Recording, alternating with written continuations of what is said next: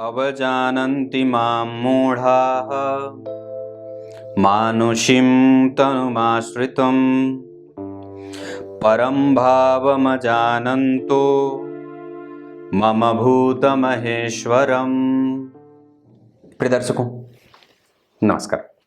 एक बार फिर से उपस्थित हूं आप सबके सामने रविवार के बाद सोमवार के कार्यक्रम में। विश्लेषण जन्म कुंडली का इस कार्यक्रम के अंतर्गत आपके सामने एक कुंडली लेकर के उपस्थित हूं।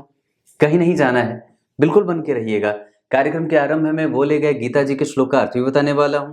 शुरू करते हैं आज का कार्यक्रम। और सबसे पहले मैं इनकी कुंडली का पंचांग पढ़ के बता देता हूं।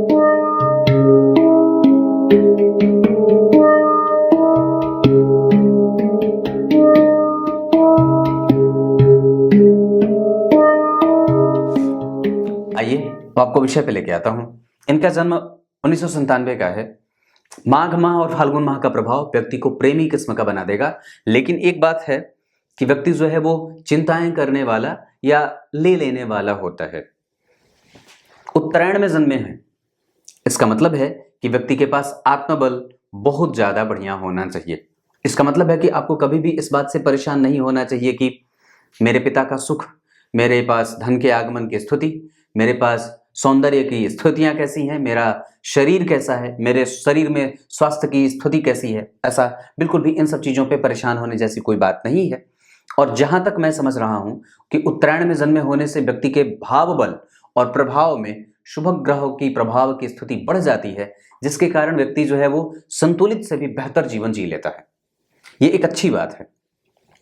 वसंत ऋतु शनिवार के जन्मे होने से कुंठा का प्रभाव और व्यक्ति अपने लिए थोड़ा कम सा जो है वो एक्टिव होता है, पर दूसरों के लिए ज्यादा एक्टिव होता है। वसंत ऋतु में जन्मे होने से व्यक्ति प्रेमी किस्म का तो होता ही है। शनिवार के जन्मे होने से व्यक्ति जो है वो कई बार उसके काम थोड़े लेट से बनते हैं, विलंब से उसके चीजों में सफल होने के योग लग जाते हैं। पर एक अद्भुत बात यह भी है कि व्यक्ति जो है वो हठी हो जाता है, लक्ष्य को लेकर के बड़ा ही क्रूएल हो जाता है। ऐसी स्थितियां भी दिख रही हैं। मोटे नख, मोटे बाल, और कई बार व्यक्ति जो होता है वो आलसी हो जाता है या उसके काम आलस्य को प्राप्त करते हैं।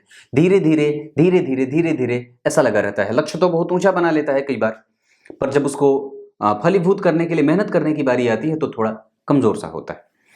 कृष्ण पक्ष के सप्तमी तिथि के चंद्रमा शुभग्रह होते हैं। ऐसी स्थिति में यहाँ पे व्यक्ति की कुंडली में जो चंद्रमा की बात होगी वो बहुत ही अच्छी और संतुलन पैदा करने वाली होगी। जहां व्यक्ति का धन, जहां व्यक्ति का धर्म, जहां व्यक्ति के जीवन में समरसता का माहौल, और जहां व्यक्ति के जीवन में आप पाप और जहां व्यक्ति के जीवन में पुण्य, ये दोनों का सम्मिश्रण होते हुए देखा जाएगा। इसको आगे भी मैं बताऊंगा कि कैसे। विशाखा नक्षत्र में जन्मे होने से व्यक्ति जो है वो थोड़ा जिद्दी है और कभी कभी जो है वो बहुत ही ज्ञान भरी बातें करता है। उसके जीवन में धर्म है, उसके जीवन में अध्यात्म है। वो कभी भी किसी चीज को छोड़ना नहीं चाहता है। सबको पकड़ करके सब परिवार का पोषक होता है, जिम्मेदारी लेने वाला और उठाने वाला होता है। क्लियर है। वृष्टिकरण ब्राह्मण वर्ण और राक्षस गण के होने के कारण व्यक्ति के जीवन में जहां शुद्ध सात्विक होने का प्रभाव भी दिखेगा, वहीं जिद्दी, हठी, गुस्सैल, भविष्य को देखने और झांकने की क्षमता, कई बार कुछ ऐसी विद्या को समझने की जो है वो व्यक्ति को लत लग जाती है, जो आसानी से वो यूं ही ग्रहण कर लेता है और जिसको जानने की आवश्यकता भी जीवन में होनी चाहिए। जैसे ज्योतिष, जैसे अर्थ, तंत्र, मंत्र, गूढ़ ज्ञान, रहस्यमयी चीजें, इन सब चीजों के भी व्यक्ति के जीवन में समावेश होते देखा जाता है। ब्राह्मण वर्ण के होने के कारण अगर आप इसको और भी संतुलित होकर के आपको और भी बता दूं अच्छे से, तो ये एक अच्छी बात होती है जहां आप बिल्कुल ही शुद्ध होते हैं, परिष्कृत होते हैं, श्रेष्ठ और साम्रांत होते हैं, और बड़ा ही अच्छा प्रभाव होता है व्यक्ति के सोच और व्यक्ति के विचारों में। उसका एक जो है वो बड़ा ही सकारात्मक असर दे। इसे आप किसी भी तरीके से अच्छा मान सकते हैं।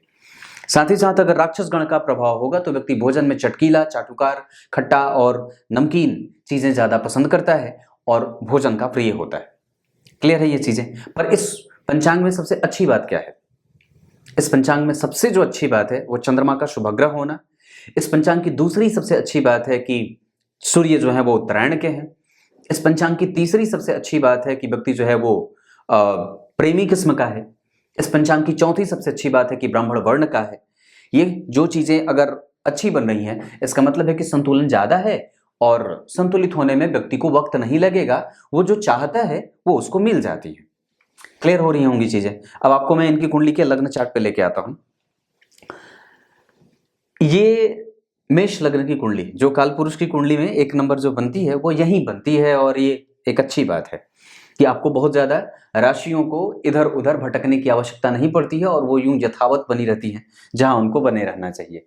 दाम्पत्य में कभी भी कमजोरी आए तो जितनी दफा हो सके, पति पत्नी दोनों के लिए बोल रहा हूं, ये इस कुंडली पे नहीं, मैं सबके लिए बोल रहा हूं, बचाने का प्रयास सबसे ज्यादा करिए।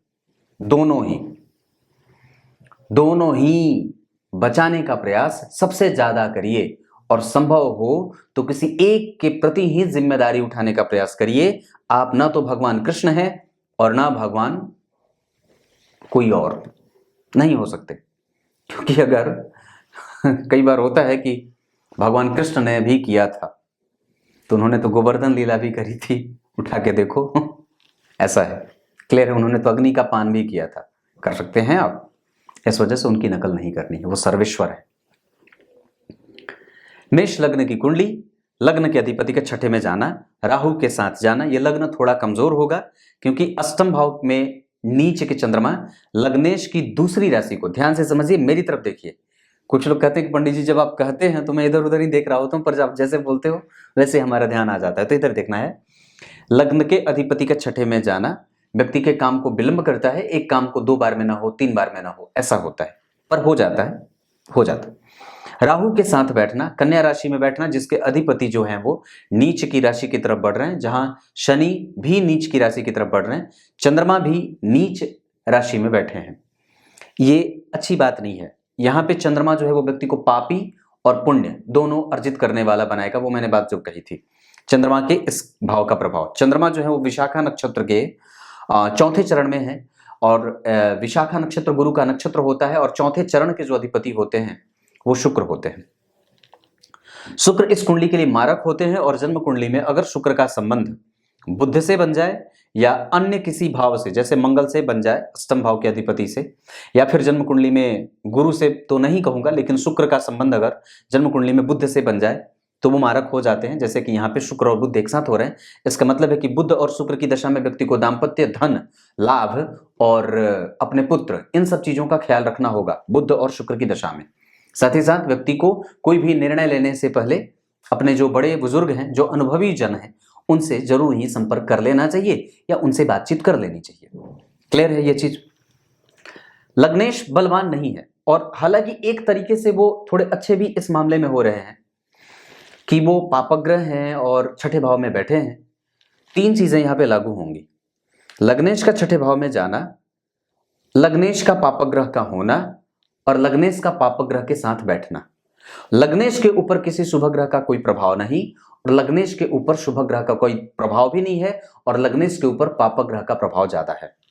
शनि केतु का प्रभाव, शनि मंगल राहु केतु का प्रभाव, इस वजह से कोर्ट केस कचहरी और जीवन में जब शनि और मंगल, मैंने जहां तक देखी है ये चीजें, कि जब ये दोनों एक दूसरे को देख लेते हैं तो समस्या बढ़ती है।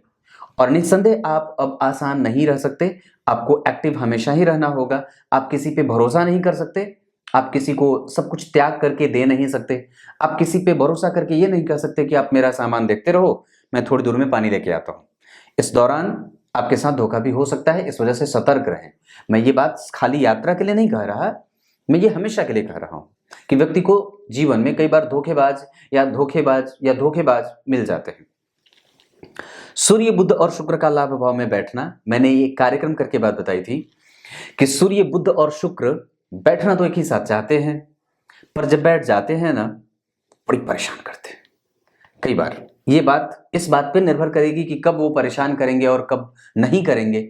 ये बात इस बात पे निर्भर करती है दर्शकों, इधर देखिए मेरी तरफ, कि आपकी कुंडली के लग्नेश कैसे हैं। अगर लग्न बलवान हुआ तो कुंडली में जितने भी दुर्गुण या दुर्योग बन रहे हों वो प्रायः सामान्यतया कमजोर हो जाते हैं।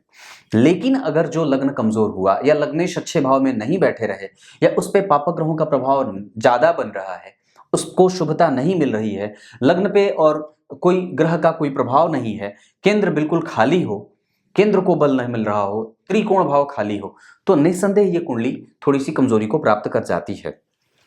ऐसी अवस्था में हमें सबसे पहले जिस चीज को बल देने की आवश्यकता होगी वो दशा के अधिपति को बल देने की आवश्यकता है। इसका मतलब है कि इस कुंडली में गणेश जी की पूजा बनती है, जो इस कुंडली में बहुत अच्छे बिल्कुल भी नहीं होते और बिल्कुल ही अच्छे नहीं होते। इस कुंडली में अच्छे होंगे मंगल, सूर्य और गुरु। चौथे अच्छे ग्रह के रूप में चंद्रमा होंगे। कुंडली में मारक ग्रह के रूप में शुक्र और दूसरे मारक के रूप में जन्म कुंडली में मंगल भी होंगे, मंगल भी मारक होंगे, पर वस्तुतः जो है वो उनका संबंध अगर जन्म कुंडली में राहु के साथ बैठ रहा है तो ऐसी स्थिति में व्यक्ति को मातृपक्ष से या माता के पक्ष से या ननिहाल से कई बार संबंध कमजोर बन जाते हैं या उन लोगों से संबंध अच्छे नहीं होते। कई बार व्यक्ति जो है वो नौकरी के लिए प्रयास करता रहता है पर थोड़ी मशक्कत हो जाती है ज्यादा। जन्म कुंडली में अगर आप गौर से देखें तो गुरु जो है वो इनकी कुंडली में यहां बैठे हैं 10 नंबर में नीच के।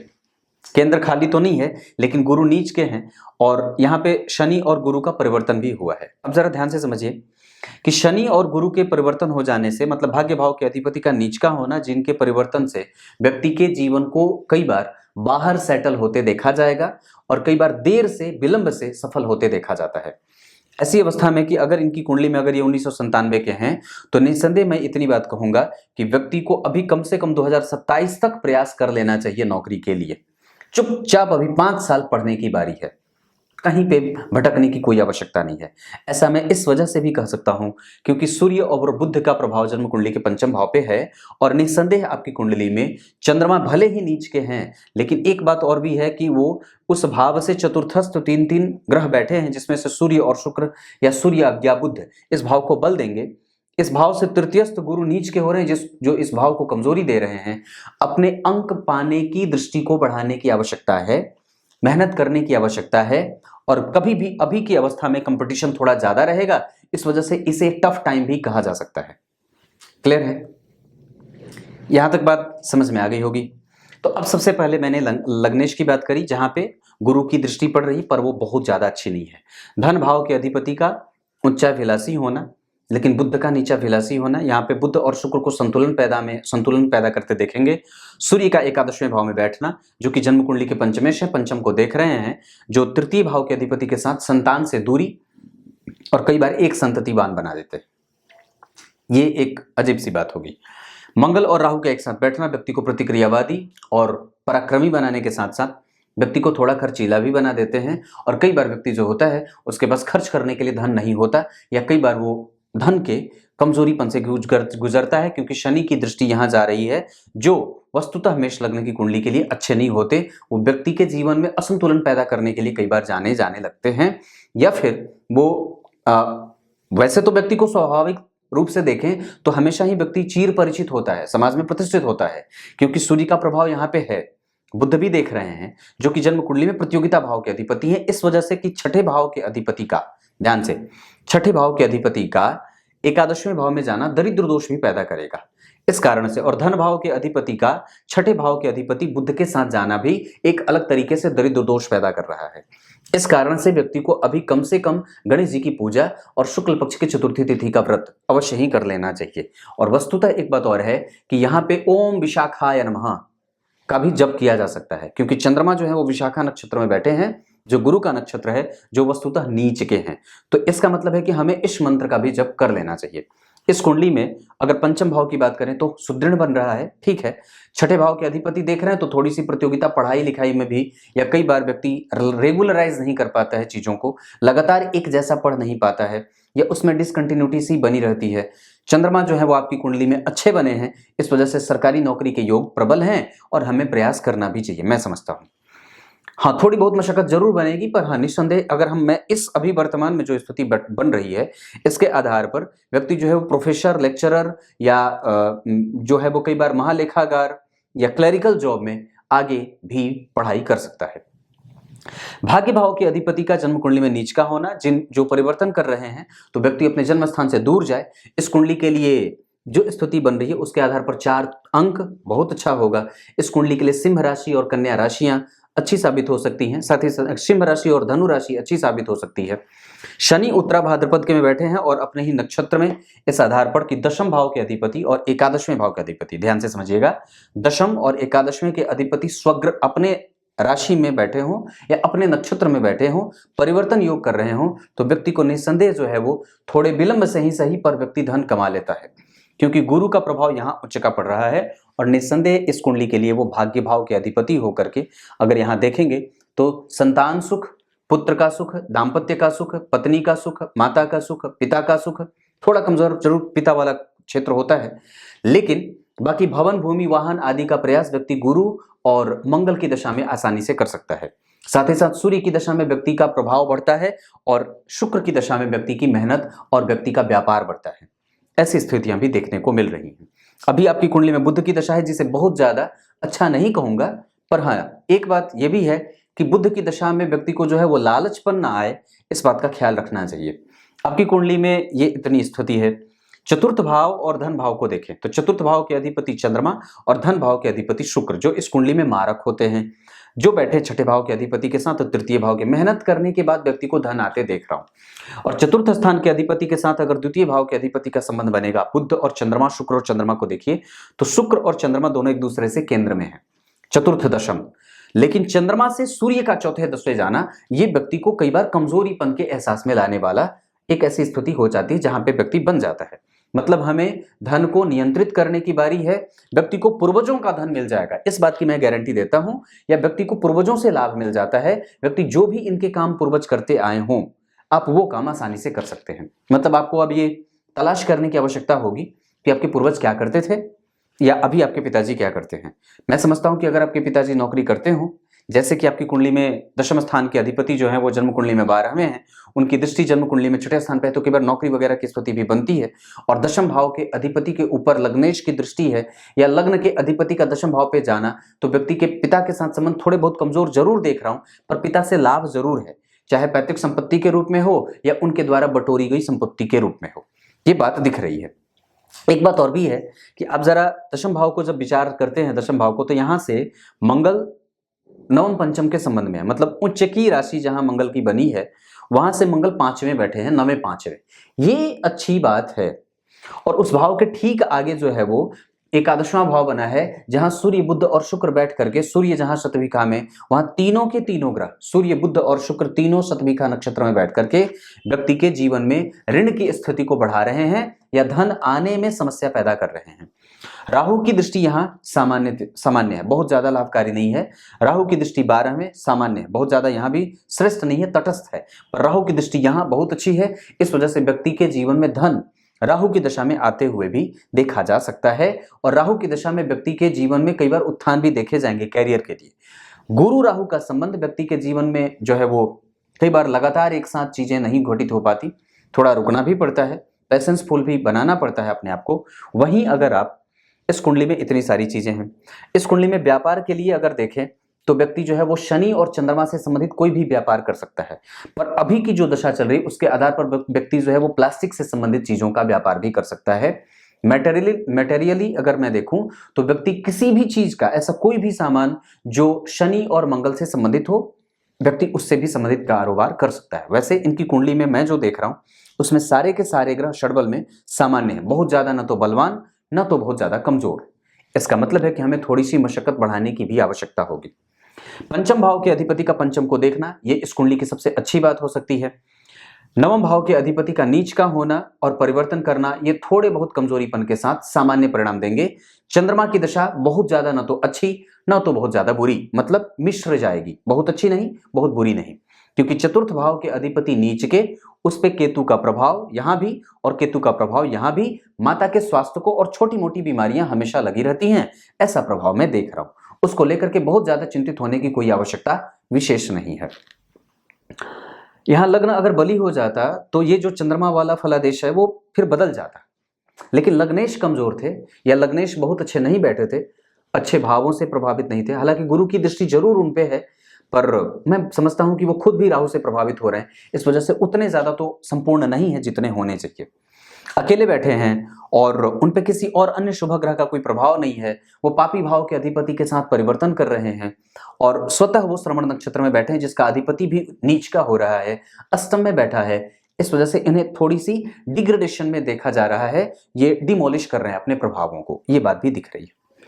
भाग्य भाव अगर नवमांश कुंडली में देखते हैं तो यहाँ का जो धनेश है वो यहाँ का लग्नेश बना है, गुरु का लग्न में बैठना ये बहुत अच्छी बात होगी।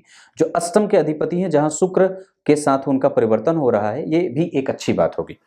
शनि का उच्चस्थ होना व्यक्ति के जीवन में जैसे ही दाम्पत्य के सूत्र में बंधता है वैसे ही उसका लाभ बढ़ जाता है और कभी भी आर्थिक पक्ष दाम्पत्य के बाद कमजोर नहीं होगा। दाम्पत्य का सुख व्यक्ति के पास बहुत अच्छा है। यहाँ चतुर्थ स्थान के या पंचम भाव के अधिपति को जरा देखें तो पंचम के अधिपति और चतुर्थ के अधिपति दोनों एक दूसरे से केंद्र में है, बुध और सूर्य।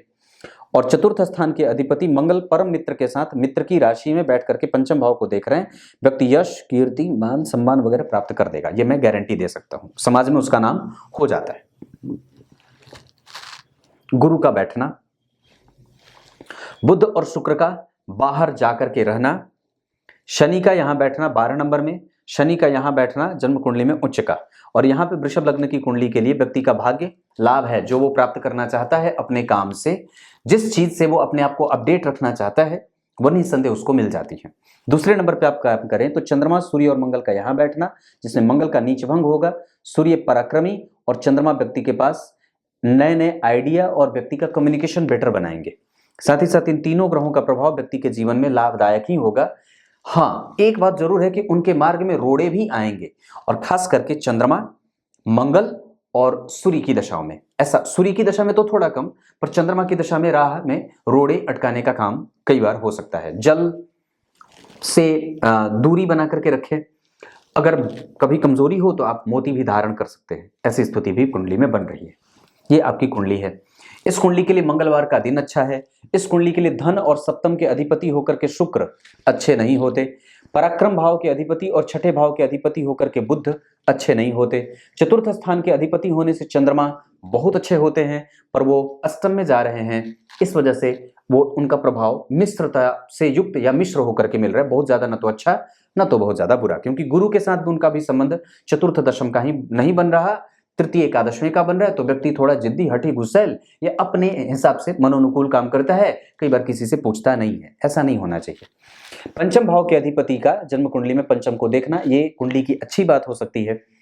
सप्तम भाव के अधिपति और जन्म कुंडली में लाभ में जाना, सूर्य और बुध के साथ बैठना कई बार व्यक्ति के जीवन में आर्थिक परेशानी दाम्पत्य के बाद बिल्कुल ही सुदृढ़ और ठीक हो जाती है। विवाह के लिए अगर बढ़ना हो तो पूर्व दिशा सबसे ज्यादा अनुकूल। कुंभ राशि, वृश्चिक राशि, तुला राशि, सिंह राशि, धनु राशि, ये राशियां आपके लिए अच्छी होंगी। क्लियर है। अष्टम भाव के अधिपति मंगल इस कुंडली के लग्नेश होते हैं, इस वजह से कई बार यहाँ पे चूंकि मेष लग्न की कुंडली है तो कमजोर नहीं होंगे। राहु के प्रभाव और गुरु के प्रभाव में आने के कारण व्यक्ति के ऊपर कभी पुण्य और कभी पाप दोनों का खेल व्यक्ति खेलता रहता है। संतुलन में जाना चाहता है पर मशक्कत बनी रहती है। साहसी है, हठी है, जिद्दी है, कुशल है, प्रभावी है, धार्मिक है और धर्म का धुरंधर है, धर्म का रक्षक है और कभी भी अपने से बड़ों का अनादर नहीं करेगा। सबके साथ सम्मान पूर्वक और सम्मानजनक स्थिति में व्यक्ति गमछी ओढ़ने वाला होता है। मतलब एक ऐसा जो चादर है उसके ऊपर, जैसे हमारे यहाँ सामान्यतः भोजपुरी भाषा में गमछी कही जाती है, गांव में लोग कहते हैं, मतलब उसको हमेशा एक ऐसा चादर मिला रहेगा जो समाज में उसको प्रतिष्ठापन्न बनाए रखता है, वो ओढ़े रखता है। दशम भाव के अधिपति और एकादशवें के होकर के शनि इस कुंडली में बहुत अच्छे नहीं होते, लग्नेश के शत्रु होते हैं और जन्म कुंडली में 12वें भाव में बैठे हैं। व्यक्ति काम अगर बाहर से जुड़ करके, मल्टीनेशनल कंपनी से जुड़ करके पद पे बैठ करके अगर कोई काम करना चाहे तो निसंदेह कर सकता है। इस कुंडली का दाम्पत्य ठीक है, कर्म क्षेत्र भी मैं समझता हूं कि ठीक ही होगा, पर व्यक्ति को अपडेट रहने का प्रभाव रहेगा। आपकी कुंडली में सरकारी नौकरी के अभियोग मैंने बताए 2027 के जुलाई तक है, लगे रहिए, छोड़ना नहीं है। अगर इस दौरान अगर मैं कहूं तो जो चीज आपको सबसे ज्यादा बदलाव करने की आवश्यकता है, अगर बन पड़े तो एक मोती धारण कर लेना चाहिए। और वस्तुतः इस कुंडली में सूर्य की आराधना, ताकि जो है वो शिक्षा भाव में किसी भी प्रकार की रुकावट की संभावना ना बने और व्यक्ति का जो प्रभाव है एजुकेशन वाला वो निरंतर निर्बाध गति से चलता रहे। साथ ही साथ आपको जो है वो किसी मंदिर में जाकर के प्रत्येक दिन किसी मंदिर का दर्शन कर लेना चाहिए। और इस कुंडली के आधार पर गणेश जी के मंत्रों का जब भी बनता है वो मंत्र मैं आपको भिजवा दूंगा, यहां नहीं बोल सकता। ये स्थिति आपकी कुंडली में बनती है। आपकी कुंडली सुदृढ़ है। सूर्य और मंगल आपकी कुंडली में एकादशवें भाव में बैठे हैं, पत्नी कई जगह से, और पत्नी का प्रभाव जन्म कुंडली में थोड़ा बहुत तार्किक और घुमंतु या घमंडी या फिर नेचर वाइज कई बार जब गुरु केतु राहु का प्रभाव हो जाता है तो प्रोफेशनल ज्यादा हो जाती हैं, आपके कर्म में वो सहायता करने वाली बनेंगी और व्यक्ति पुत्र संतति से युक्त होता है, एक संततिवान होता है। ऐसी स्थिति में देख रहा हूं। नक्षत्रों के आधार पर सूर्य आत्मबल को कमजोर कर रहे हैं, चंद्रमा धर्म पुण्य पाप का खेल खेलवाएंगे व्यक्ति से, मंगल जन्म कुंडली में जिस अवस्था में बैठे हैं साहसी, निडर, पराक्रमी, राजा से लाभ और राजा के निकट बैठ करके राजा का प्रिय होने वाला बना देते हैं। बुध जन्म कुंडली को शातिर और व्यक्ति को शातिर बना रहे हैं। गुरु जन्म कुंडली में जिस अवस्था में बैठे हैं व्यक्ति शांत है, मनस्वी है, धार्मिक है, प्रबुद्ध है और प्रगाढ़ संबंधों को अच्छे तरीके से निभाने वाला है। शुक्र जो है वो जन्म कुंडली में शतभीखा, खर्चीला और कल्पनाओं में जीने वाला। शनि जन्म कुंडली में अपने ही नक्षत्र में, इस वजह से व्यक्ति स्वार्थ से मुक्त है और कभी भी किसी से बहुत ज्यादा तोल मोल नहीं करता, बिल्कुल ही निडर होकर के जीवन जीने वाला, किसी से भी डरने वाला नहीं होता है और अपने काम पे फोकस रखने वाला। और कई बार व्यक्ति जो होता है वो किसी से भी बहुत ज्यादा मतलब नहीं रखता है, निर्वैर होता है। राहु और केतु इस कुंडली में कैसा परिणाम करेंगे अगर मैं इनके बारे में बताऊं तो आपकी कुंडली में अभी तो बुध की दशा है और एक बात और बता देता हूं तो आपकी कुंडली में मृत प्राय दोनों हो रहे हैं। इनको संतुलित करने के लिए किसी पे भरोसा नहीं करने में जाना चाहिए, मैंने ये बात बता रखी है। चतुर्थ स्थान के अधिपति का संबंध जन्म कुंडली के छठे स्थान के अधिपति चंद्रमा के साथ केंद्र में हो रहा है और जन्म कुंडली में शनि का संबंध लग्नेश को देखना, साथ ही साथ दशम भाव से शनि का संबंध बनना, ऐसी अवस्था में व्यक्ति को जरूर ही सरकारी नौकरी के पीछे भागना चाहिए पहल। उसके बाद अगर ना हो तो खुद का व्यवसाय भी व्यक्ति कर सकता है, वो बात की बात होगी। कुछ इसी तरीके से आज के कार्यक्रम का समापन करते हैं। अब कार्यक्रम के आरंभ में बोले गए गीता जी के श्लोक का अर्थ बता देता हूं। गीता जी के 9वें अध्याय के 11वें श्लोक में भगवान ने बात कही है। क्या कही है? जो मूर्ख होता है वो मुझे कहीं देखने का प्रयास न तो करता है और ना मैं उसे कहीं देखने को मिलता हूं। मतलब वो सामने से उसके जो प्रतिद्वंदी होते हैं वो सबसे पहले परम तत्व ही हो जाते हैं। अब ये तो भगवान ने ही बात कही है। अब ये व्यक्ति स्वयं ही निर्धारित कर देगा, स्वयं ही उसके निर्णय वो स्वयं से ले लेगा कि वास्तव में वो मूर्ख है या बुद्धिमान, क्योंकि यहाँ पे बात स्वयं भगवान ने यही कही है कि जो मूर्ख होते हैं वो वस्तुतः मुझे कहीं देख नहीं पाते और ना मुझे कहीं पे देखने की चेष्टा भी करते हैं। वो कई बार सिर्फ मूर्ति को एक सामान्य मूर्ति समझ बैठते हैं और वो कई बार एक मनुष्य को साधारण मनुष्य समझ बैठते हैं, एक जीव को साधारण जीव समझ बैठते हैं, जबकि वस्तुतः वो प्रत्येक जगह विद्यमान है। तो प्रत्येक जगह विद्यमान है। ये इनकी कुंडली है, आपने इसे अच्छे तरीके से समझ लिया होगा। अगर मैं एक बात और भी बता दूं तो इनकी कुंडली में होरा कुंडली के आधार पर जो चीज़ मैं देख रहा हूं उसमें व्यक्ति के पास धन हमेशा है, व्यक्ति के पास पराक्रम हमेशा है, व्यक्ति के पास आयु अच्छी है, व्यक्ति के पास धर्म अच्छा है और धुरंधरी भी अच्छी है। इस कुंडली में गुरु, बुध और शुक्र की दशाएं व्यक्ति के जीवन में लाभदायक और श्रेष्ठ साबित होने वाली बन रही हैं। बाकी के ग्रहों की दशाएं सामान्य जाएंगी, जैसे एक सामान्य व्यक्ति की जाती हैं। कुछ इसी तरीके से आज के कार्यक्रम का समापन करते हैं। तब तक के लिए इजाजत दीजिए। बहुत बहुत नमस्कार।